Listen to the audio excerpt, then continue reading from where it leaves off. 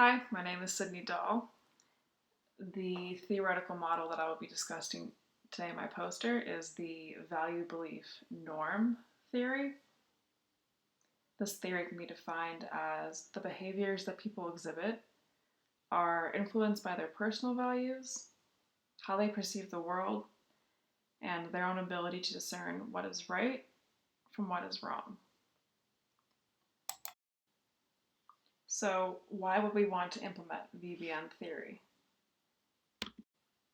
Well, VBN can be used as a mechanism for analyzing pro-environmental behaviors, and it can also be used as a mechanism for, or as a tool for gaining an understanding of consumer behaviors. So, how does VBN become implemented inside of psychological studies? Well, researchers will begin by asking test subjects questionnaires about their gender, their age, their income, and then they will follow up with asking the questions about environmentally related decisions.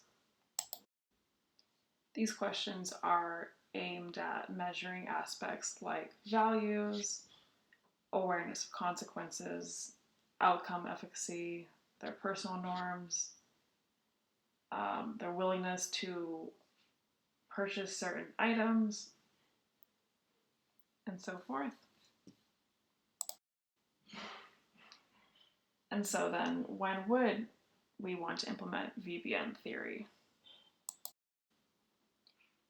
The theory can be applied when attempting to analyze driving factors like values, beliefs, and personal norms that people hold behind their pro-environmental decisions. So, moving on to some of the characteristics of value belief norm theory. There are three main ones: values, beliefs, and personal norms. Values like biospheric, egotistic, and altruistic values are analyzed inside of VBN theory and are then related to people's pro-environmental behaviors and decision making. Another large characteristic of VBN theory is that people's beliefs have a heavy influence on their behavior as consumers, and that people's personal beliefs are generally what develop people's pro-environmental norms. The last characteristic of VBN theory is that personal norms create feelings of being obligated to act in a certain pro-environmental manner.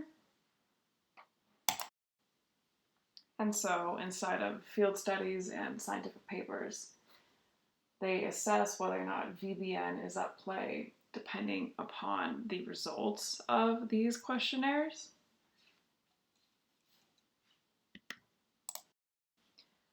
The pros of VBN theory are that they do cover some of the larger and more influencing aspects behind people's environmental behavior.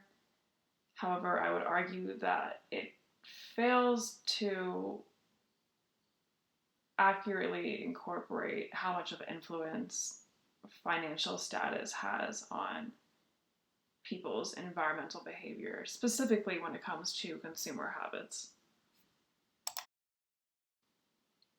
And so my final project will be centering around consumer waste habits, specifically plastic waste.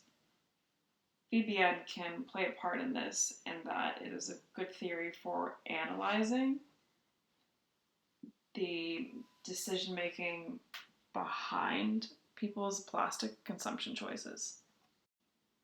Thank you.